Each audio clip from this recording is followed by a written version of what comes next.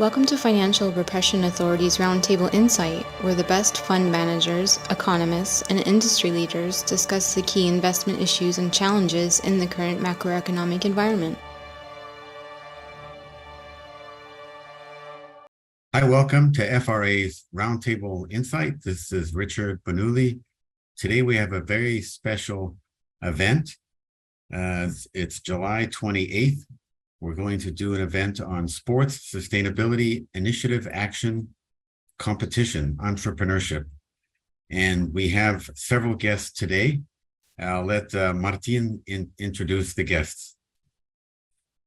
Bueno, muchas gracias, Richard. Vamos a hablar ahora un poco en castellano. Muchas gracias, Alex Tagliavini, por la posibilidad por haber organizado este evento tan interesante, ¿no? Combinando distintas temáticas como deporte, sustentabilidad, iniciativa, acción, competición, espíritu empresarial, entrepreneurship. Es difícil de traducir esa palabra al castellano. Tiene que ver con que hay palabras que son difíciles de traducir porque no tienen una relevancia en las culturas a veces, ¿no? Entonces podríamos definirlo como empresarialidad, emprendedorismo, pero palabras que se están comenzando a utilizar, ¿no? Y queremos agradecer también a quienes nos acompañan hoy, que son Fred Mannix, de Accelerate Financial Technologies, Álvaro de Barichalar, Explorer and Entrepreneur, Alejandro Tagliavini, Fundación Atlas 1853 y diversas instituciones, un gran columnista e investigador,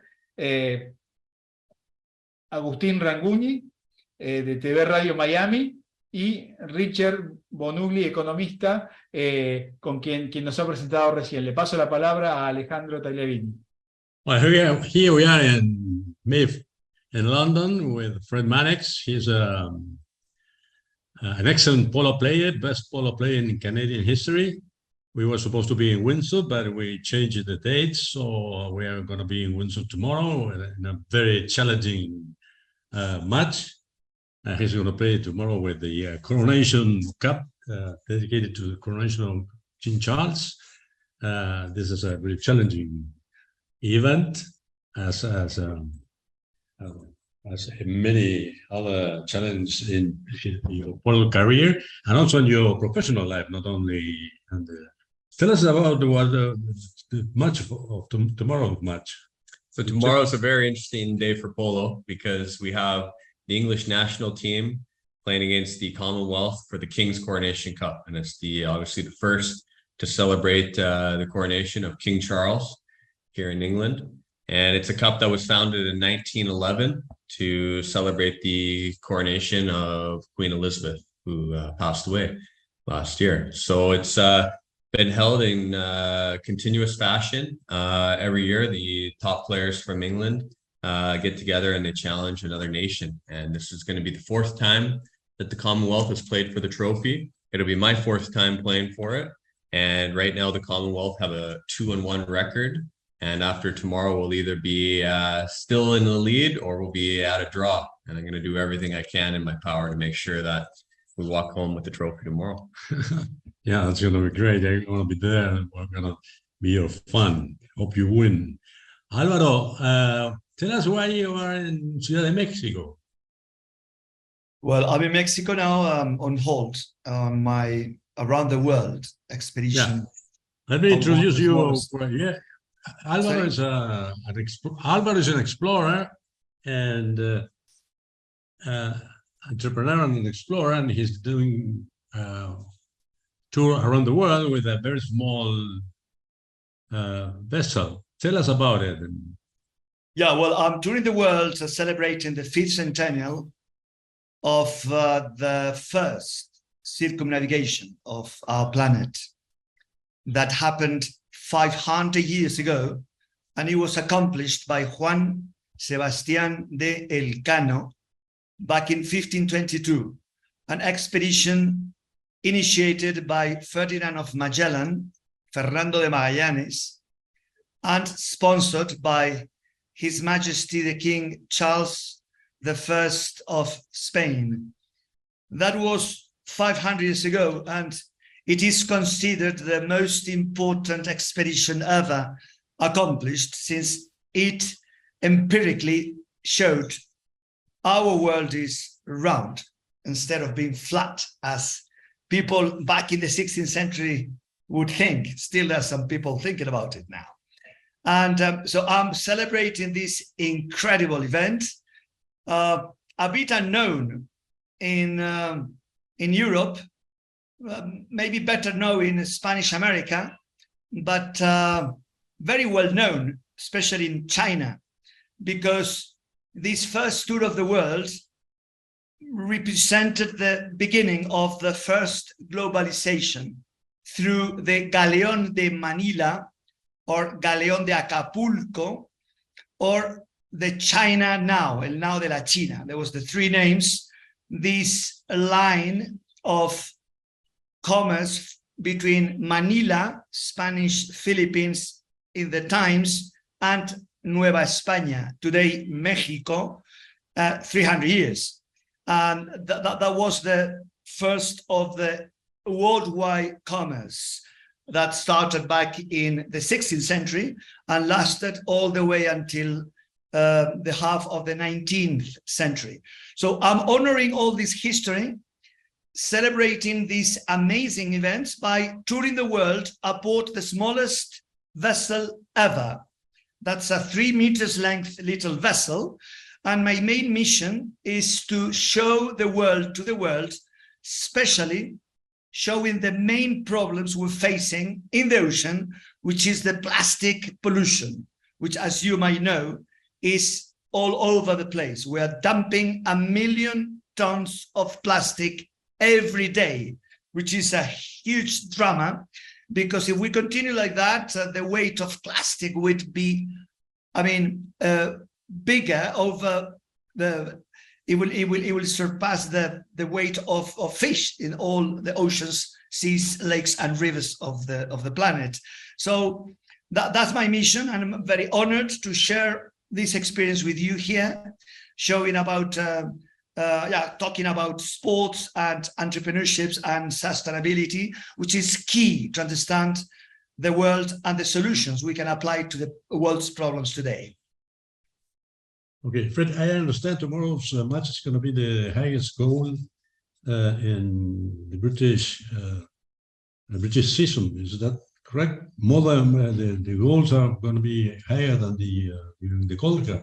Is that true? Yeah, that's right. So it's the highest rated match outside of Argentina.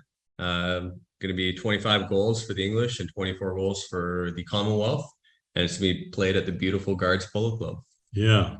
Malcolm Warwick is playing in the English team, or what? Malcolm has been a past player for the English team, but I think this year he won't be as part of the team. All right. Álvaro, ¿estás ahora entonces en México, Ciudad de México? Ahora estoy en Ciudad de México, en mi expedición acá, estoy ahora, la embarcación está en Panamá, que es donde llegué desde Sevilla. Yo zarpé desde la fecha histórica, el 10 de agosto de 2019, 1519, y he llegado a Panamá. Ahora estoy embarcado ahí, pero estoy arreglando la embarcación. He venido a México a dar unas conferencias, pero he venido por avión, he venido por mis medios, y la embarcación está ahí esperando a que pueda reiniciar en, calculo yo, 1 mes. Vale. ¿Cuándo comenzaste? When did you begin your expedition? Well, I began my expedition the 10th of August, 2019, honoring these explorers of the 16th century, commanded by Magellan. They started on the 10th of August, 1519, from Seville, from the Guadalquivir River. So I made the whole, same start, 11 a.m. on the 10th of August 2019. So I circumnavigated all of southern Spain, all of Portugal, all of northern Spain. Then I took my machine from Biarritz to Monaco. And from Monaco, I navigate all France, the Mediterranean coastline of France, all southern Spain, Mediterranean coastline, all the way to Gibraltar. And then that's without any support vessel. And then from Gibraltar, I crossed the Atlantic all the way to Guadeloupe Island in the Caribbean with the support of a vessel. And from there, I remained again without any support and I went all the way up to Miami, where I arrived on the 17th of March 2020. So this virus, this epidemic thing started, coronavirus, and I had to wait a couple of years. I went back to Europe. I left my machine in Miami, and then I resumed in February last year, and I navigated all the Gulf of Mexico. That's all Florida, Alabama, Louisiana, Texas, all of Mexico, Belize, Guatemala, Honduras, Nicaragua, Costa Rica, all the way to Panama, where I arrived already 3 months ago. I'm on hold, waiting to my machine to be repaired, and I will resume, I suppose, in a month, and there is another 3 years to come. So now I will cross the canal and go all the way up to Alaska. From Alaska, we'll cross to Kamchatka, Russia, and from there I will go down to Japan, China, Philippines, Indonesia, and all of Asia, back to the Mediterranean Sea, back to Monaco, back to Spain. Oh, great. Yeah. Great. A long way to go. Huh? Long way to go still. Yeah, no more do it. Yeah, that's a challenge, huh? It's a big challenge you got. It's a challenge. It's a very nice challenge. So when I stop over the ports, harbors, I give lectures, especially in schools, universities, fishermen, yacht clubs, military, even the prisons, hospitals, in order to create awareness about these horrible plastic problems we're facing. And also we're fighting also about the sargassum. This sargassum is a huge problem also for all the Caribbean, which is suffering a lot from this. Still, I mean, again, another consequence of human greed. You know, the sargassum is a consequence of the use of fertilizers and massive use of agriculture resources, especially in Brazil and other countries. And so sargassum is multiplying so much that that is posing a huge problem to the tourism industry of Mexico, Dominican Republic, and other more than 20 countries around the Caribbean Sea. Well, you know, Fred is an excellent polo player, and as a matter of fact, he's the best polo player in Canadian history. And it's very strange to see such a good polo player not being completely professional, because you are not completely professional. I mean, you have your own profession. You're the financial world, aren't you? Yeah. So how do you I mean, how much time do you dedicate to polo, and how much your financial activities? Or? Well, it's a good question. I mean, you know, my first passion in life has been playing polo, and you know, I enjoy the team atmosphere and the logistical challenges of building a winning team through the season. But about 6 years ago, I realized, you know, there was something after sport, and I'd always been interested in capital markets. And I applaud your efforts, Alvaro. You know, we work in a very niche part of finance, in that it's alternative strategies. And you basically have 4 alternative strategies out there. So think like hedge funds. So you have long, short, arbitrage, multi-strat, and then like a buffered index. And about 3 years ago, we launched a Bitcoin ETF, where we took 10% of the management fee and we planted trees with it. And we ended up planting a bunch of trees in Madagascar, because we could get the most bang for the buck. For about 3 cents, you could plant 10 trees. And mangroves in particular, because they're very good at sequestering carbon dioxide. So, you know, through sport and finance, you know, we've been able to build this company, Accelerate, and well, we share probably a lot of the same philosophical thoughts, Alvaro, on, you know, how we have to protect the planet. And, you know, I think what you're doing is amazing. Curious to have, you know, hear on your thoughts on, you know, what you've seen so far during your travels, and you know, where you think that we should be focusing our energies, because obviously you know it much better than I do. Yeah. Well, I think we need to create conscience. We need to educate. The only way of solving problems, human problems, is to be aware about these problems. So in the case of plastic, we need to get everybody to know there is a huge problem, and there is a huge opportunity as well, because you can make money out of this plastic. I mean, actually, I'm using gasoline produced from plastic debris. There is a company in Mexico able to take this garbage, this plastic garbage, and convert it into petroleum again, and from there make,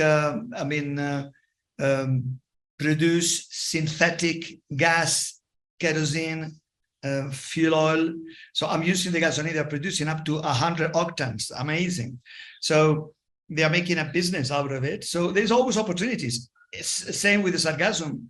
Sargassum now we are helping a huge program with BBVA, the Banco Bilbao Vizcaya, and other players in Mexico and other countries. They are able to collect the sargassum with huge boats and process it where it is alive, still alive, and they produce cosmetics and food to feed cattle and other animals, fertilizers, natural fertilizers.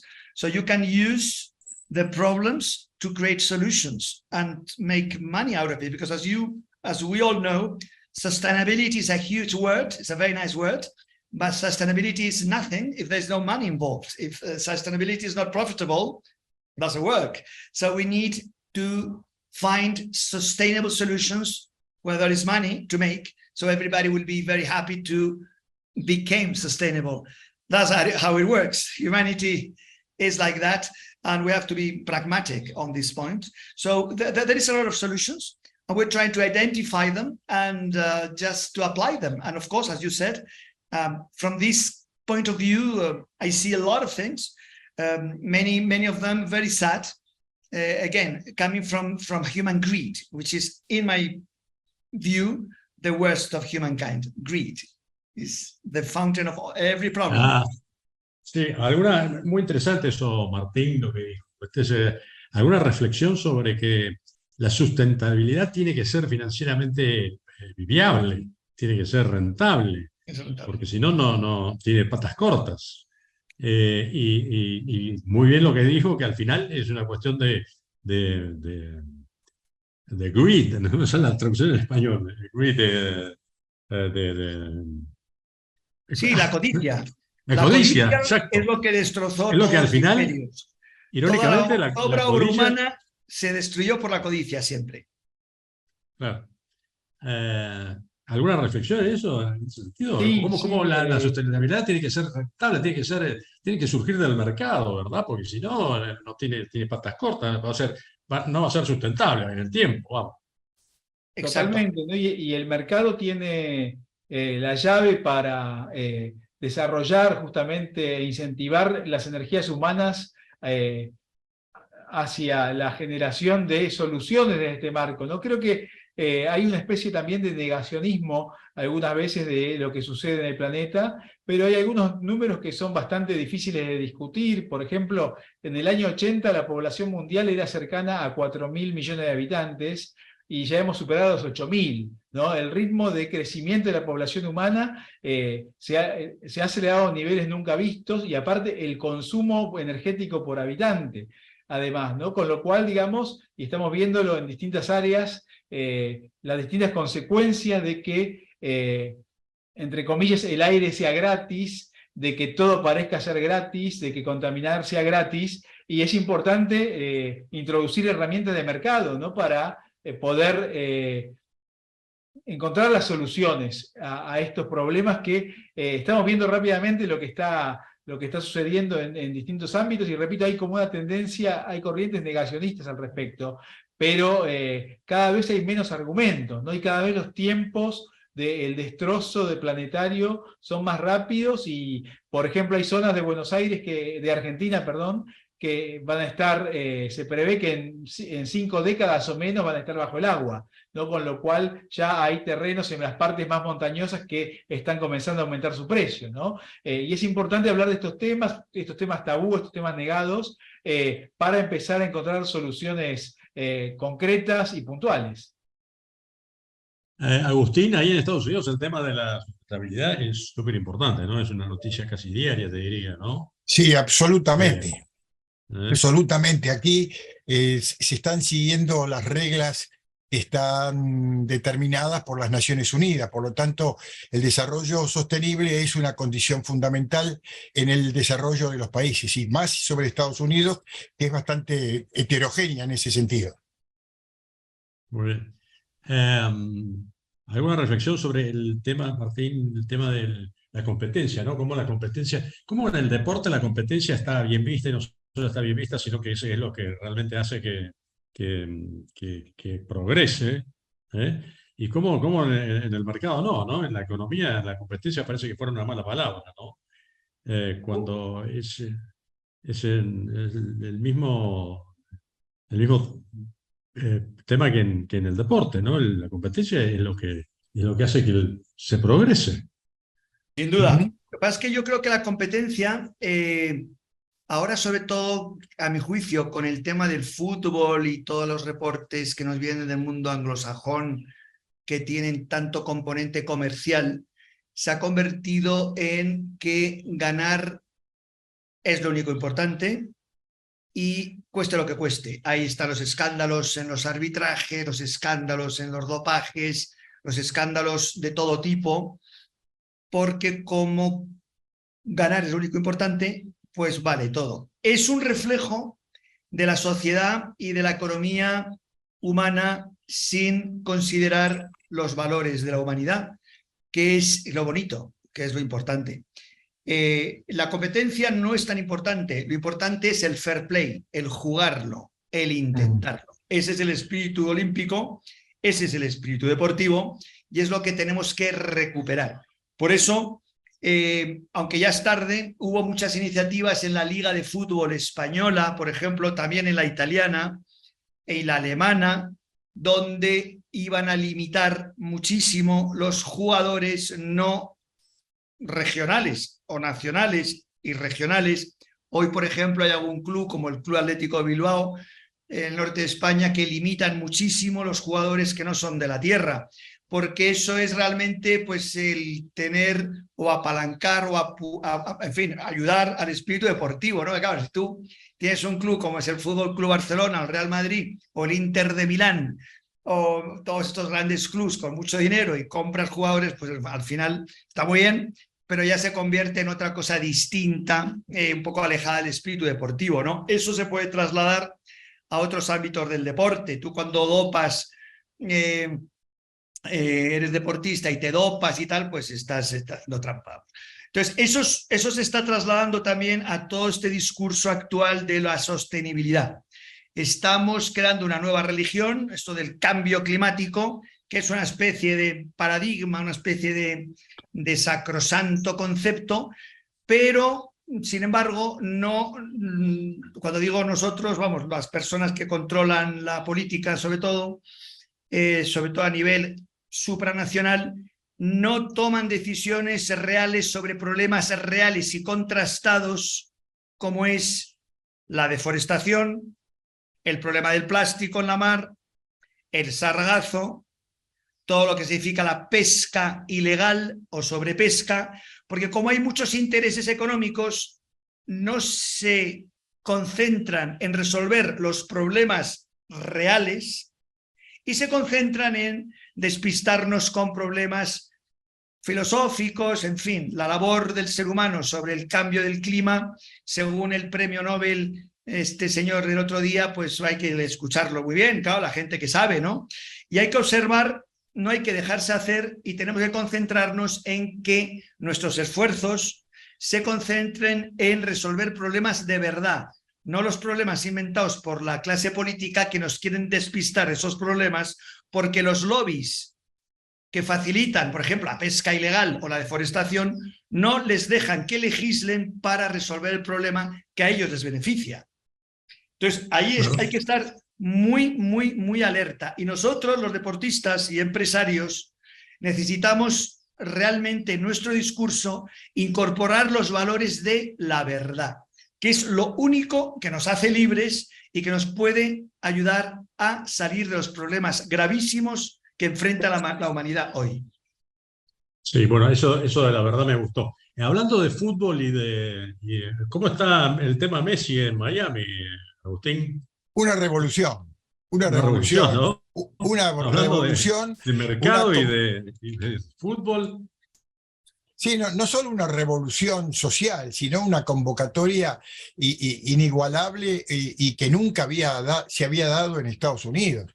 Las canchas, el estadio que se erigió aquí hace un par de años con una gran inversión, ha quedado chico y realmente la comunidad está dándole la bienvenida a Messi, que acaba de comprar una nueva casa para poder instalarse aquí. Y realmente esto va a dar un cambio absoluto, no solo en el deporte, sino en otras áreas donde Messi es la figura central.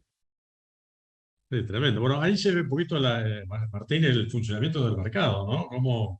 Cómo el mercado trae, es decir, un buen jugador que se destaca por su esfuerzo y por su trabajo, cómo hace que el mercado florezca, ¿no? Y Pero crezca, ¿no? Y se hay un desarrolle. detalle muy interesante Sí, que vale la pena analizar, ¿no? Estamos viviendo tiempos muy difíciles en Estados Unidos en lo que respecta al desarrollo económico.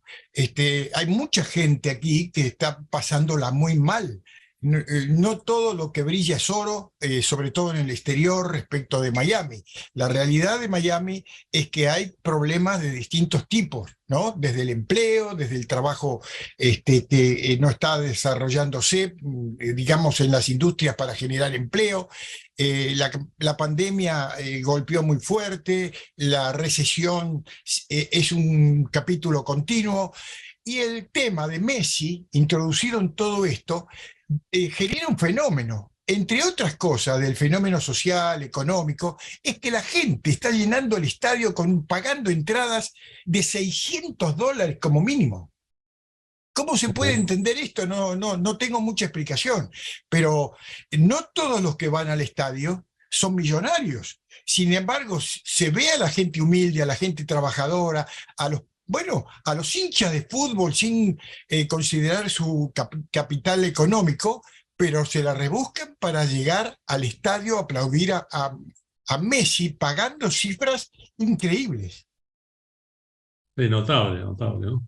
Bueno, ahí Fred, Alvaro said something about the truth in sports. We have to bring truth to sports. I believe we have to bring truth not only to sports, but to the financial market also. So, any reflection about it? I mean, Well, I you have think to be honest and you have to be humble, and if you wanna if you want to have success. I believe that. I mean, it's very difficult to have success in sports and in the financial market if you lie or if you try to cheat people, you know. well, we're quite fortunate that sports at the highest level is well covered in 2023. I mean, through social media and the world that we live in. I mean, even a tiny sport like polo can receive some great coverage. And I think as a sportsman, it's our duty to always play ethically, play as a sportsman would, as a gentleman would. And at times, sport has been used for tremendous advantage to get the word out there. Like you said, Alvaro, we need to educate and we need to make people at least aware what is happening. And then from awareness, more people thinking about problems or can maybe come solutions. And I think in the business community, there's no referee like there is on the sports field. And so unfortunately, the business community is not as black and white. What's a foul in the business community is not super clear. And unfortunately, I think that does stem from that people are greedy and they need to bend the rules sometimes if they don't have a competitive advantage naturally. And so having incentives in place for people to do the right thing is critical. And Alvaro, I don't know how you think about that, but when I hear about you've been able to use some of the plastics to fuel high octane engines as base oils or diesel fuels or oil fuels, I'm not sure if they're economic, but that's a start. And if there's a start to that, then more energy and effort applied to those types of solutions can ultimately maybe make a breakthrough, or maybe we say we need to focus in another direction, but at least people are becoming aware of it. Alvaro? Awareness is the key. And as you well said, there is no referee in business. That's a very good point. And a big drama, I think, because yeah, I mean, it should be, you know, more mechanisms of avoiding greed, which is always the worst in every kind of human activity. You know, Messi represents the magic of sports, the magic of training, of fighting, of getting prepared. Is fantastic. So that's why people love to see him, you know, because he's a reference to a lot of people. And despite the ticket might be expensive, whatever, to get to a stadium, people like to see live such an act of effort. And I think we can mix sports and entrepreneurship with the values of sports. So I think what we should do, polo is an amazing sport showing the values of sport. It's all about it's like a middle-aged tournament. No, it's so beautiful. No, it's a lot of rules, but a lot of effort, like in any other sport. But polo maybe is a good reflection of how sports it can be beautiful and noble, no? with the values of nobility, which is to behave in a proper way. That's all about nobility. It's just to behave in a noble way. No, my mother would say there is no other nobility that to be virtuous. No, la virtud. No, la virtud es la única nobleza. No, y ahí lo vemos en esos deportes. Lo vemos en deportes maravillosos, ¿no? El fútbol, el tenis, bueno, todos los deportes, el esgrima, todos los deportes y cada uno precisamente reflejan eso, ¿no? It's a reflection of the best of humankind to obtain results with the values that make humans humans, you know? And the main value is respect, the main value is fair play, and that's why we should export to the business activities, in my view. Talking about truth and financial markets, Richard, any reflection considering the Austrian economic? I mean, that's the truth in economics, and what about truth and financial markets, and about Yes, no, that's a good question, Alex. And so, just wanted to give my 2 cents on this. So, the Austrian School of Economics is a unique school of thought that was initially developed in the 1870s in Austria by Austrian economists there. And what they've done is come up with a set of 4 principles at the Austrian Economic Center in Vienna recently that embark on a concept called market environmentalism. So this is very important because it emphasizes the values and the principles that we're all talking about here today, specifically the positive human nature, values based on positive human nature, as Alvaro just mentioned, and also Fred was initially discussing on that, because when you talk about ESG and sustainability, ESG, the G, governance, is what is very important here to address these issues of, greed, as Alvaro mentioned, because, with good governance would come good scoring on the G factor for ESG. But it's all in line with the positive aspects of human nature. So this is actually a completely different approach to get to the 17 United Nations Sustainable Development Goals than the World Economic Forum, for example, because much of that is based on more authoritarian processes that are not necessarily aligned with human nature, not the positive aspects. So we like to emphasize these principles of Austrian school because it aligns with human nature. It makes sense. And also I wanted to add on the E, the environmental aspects, as Alvaro was mentioning, these technology solutions. So it's very important to emphasize technology solutions and innovation solutions decentralized. These are principles of those 4 principles of the Austrian School, Market Environmentalism. And importantly, when you come up with a technology solution, it has to make economic sense. So I've just finished attending here the Bloomberg Sustainability Summit in Singapore. And this was a big point of discussion. A lot of the work is actually looked upon as a cost center, and CEOs say, why should I do this? It's going to cost money. It just doesn't make sense financially. But the answer is really not necessarily, and more likely, if you look into it, you can make solutions that are positive ROI, that lower operating costs, but also do good for the environment. Our firm, we do a lot of consulting work. We actually came up with a solution service called Carbon Emissions Reduction Service that will not only lower carbon emissions, but it's based on lowering operating costs. So it's a net positive to the bottom line. And that's what you want. So that it makes sense economically, financially, helps society, helps the environment. But it's, all based on the Austrian School of Economics, as Alex introduced the question. Martín, ahora fíjate qué ironía, ¿no? A ver qué reflexión te merece. Acá estamos hablando del mejor jugador del mundo, que es argentino, y estamos hablando del polo, que el polo argentino es por mucho el mejor del mundo. Donde hay polo en el mundo, hay argentinos que lo capitanean, que lo forman, que lo hacen.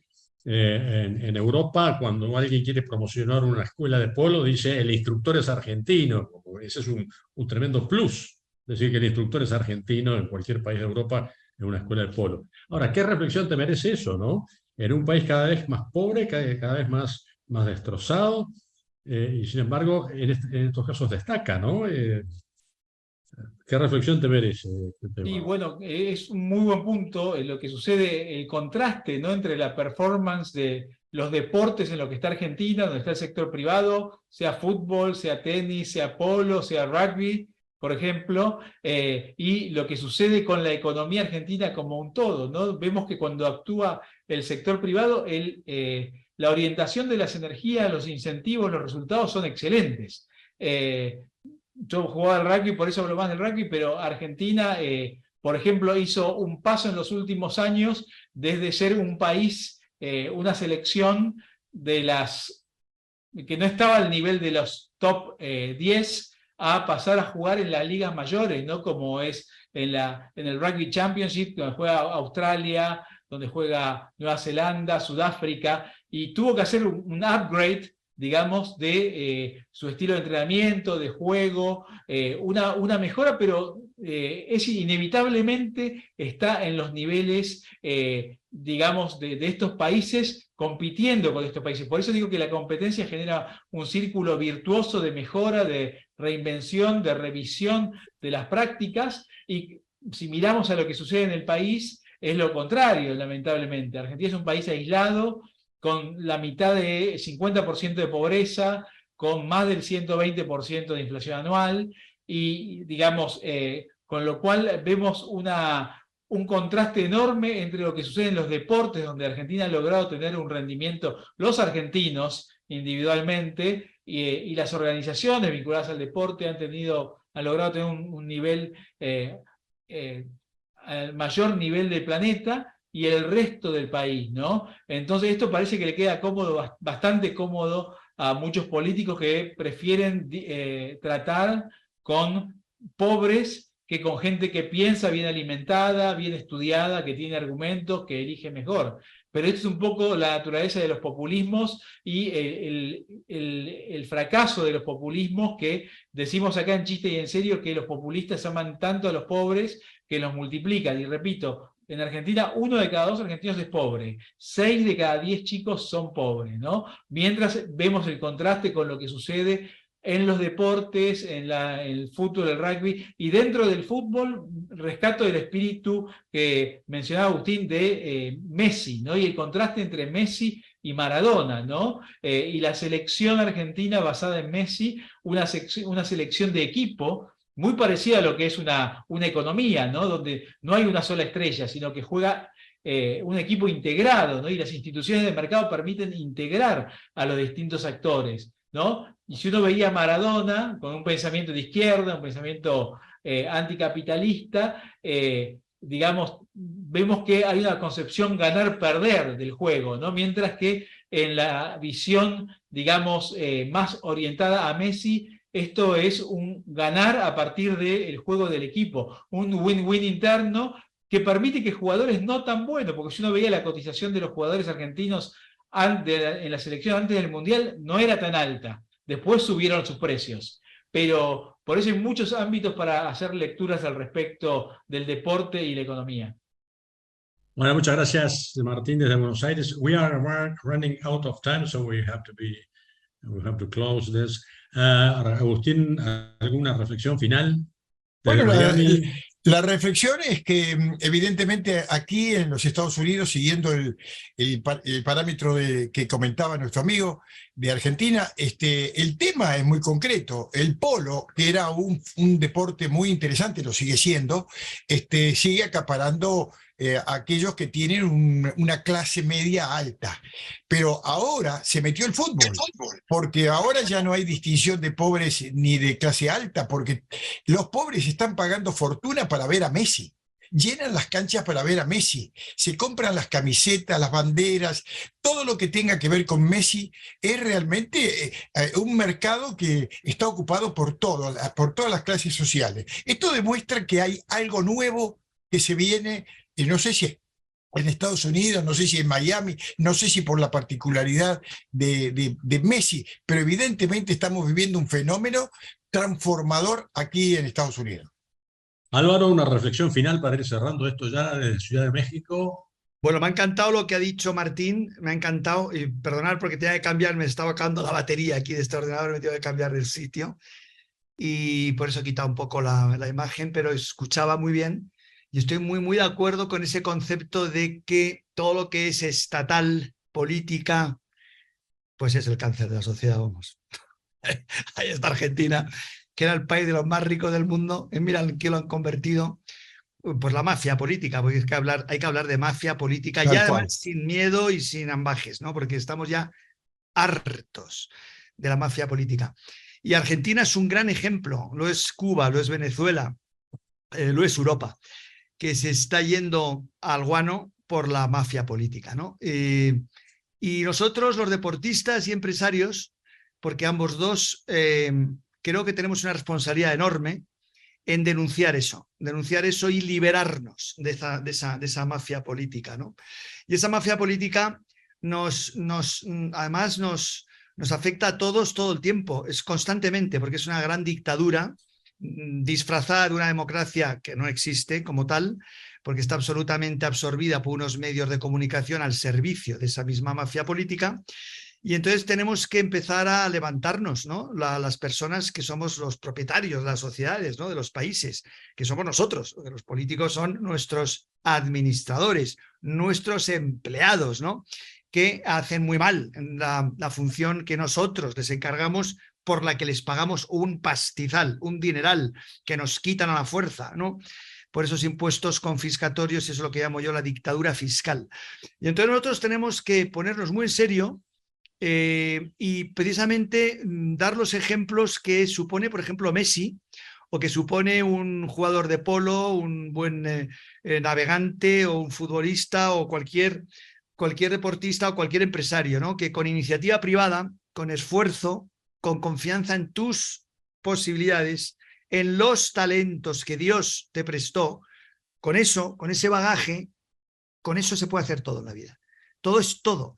Y así se construyeron sociedades libres, sociedades avanzadas, así se construyó la civilización, hasta que llegan los políticos y fagocitan el esfuerzo ajeno, lo roban y se lo quedan. Como ha pasado, es que vamos, ha pasado, ahí está Venezuela, que es el caso más rápido de poder comprobar, ¿no?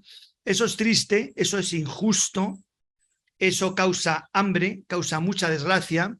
El hecho que haya 7 o 8 millones de venezolanos vagando por el mundo porque la dictadura de su país les ha robado su futuro es un drama no solo para Venezuela y el resto de Hispanoamérica, es un drama para el mundo, un drama terrible. Y nosotros tenemos que, por lo menos, saberlo, por lo menos proclamarlo y intentar solucionar el problema. Y el tema de la sostenibilidad, pues es lo mismo, ¿no? Al final es todo igual. El poder político intenta despistarnos, llevarnos para un rumbo que no es el rumbo, y nosotros tenemos que conocer el rumbo y intentar solucionar el problema sabiendo cuál es realmente el problema real y no lo que el político quiere que aparentemente sea el problema para precisamente despistarnos del problema real y que el problema real que le favorece siga ocurriendo. Entonces, pues tenemos que dar ejemplo y tenemos que esforzarnos desde nuestra actividad diaria como deportistas o empresarios para bien de la sociedad. Thank you, Álvaro. And now here, Fred, hoping you win tomorrow the Coronation Cup at Windsor. Any final reflection? How about this? If we win, we drink champagne out of it together? Sure, we'll do that. We're funny all night. Let's go. It will be a good one. Great. Yeah, I really hope you win tomorrow the Coronation Cup with, and I hope the king goes and delivers the cup to you, no? That would be magical if King Charles was there. I think that would just be icing on the cake. You know, it's going to be a great day, and hope everyone can make it out if you happen to be in the area. Sure. Thank you. Thank you. Richard, do you want to close the transmission, please? Oh, yes, sure. Just some final message that, there are solutions to what we're facing in the environment and sustainability in business and sports and all of these areas we've talked about today. Even flying, just this week, NASA has come up with an advanced solid state battery, which can allow flight for, towards zero carbon emissions. So, there doesn't need to be a prohibition of flying. Energy as well. You've got nuclear fusion that has robust, virtually limited energy, no carbon emissions, and eventually no radioactive waste compared to nuclear fission, the other form of nuclear energy today. So there are technology solutions, and they can make economic sense. And we can all use sustainability in sports, especially from key sports figures like Messi, to give us the leadership qualities, the positive of human nature to get to that implementation. Okay, thank you very much for all of you, and see you next time. Bye-bye now. Bye. All the Have a best, good Fred. day. Bye. We all Bye, hope you friends. win tomorrow. Yeah, all the best. Yeah. Yeah. Thank you. Thank you. Take care. Yeah. Gracias, Alex. Encantado. Gracias a ti.